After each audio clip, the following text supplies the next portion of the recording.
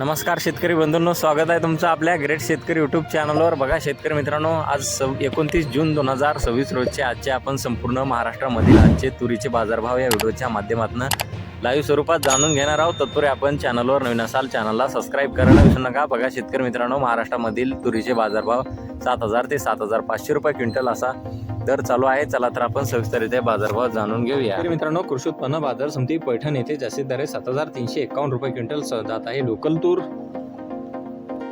बघा पुढील बाजार समिती देवणी लातूर येथे जास्तीत दर 7,700 रुपये क्विंटल, सर्वसाधारण 7,360 रुपये क्विंटल जात आहे लोकल तूर।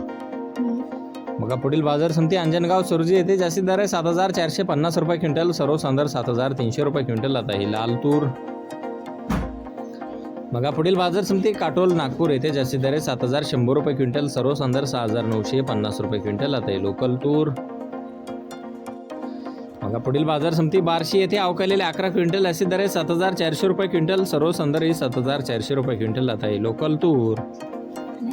बघा पुढील बाजार समिती आर्वी येथे जास्तीत दर 7,575 रुपये क्विंटल, सर्वसाधारण 7,200 रुपये क्विंटल जात आहे लाल तूर।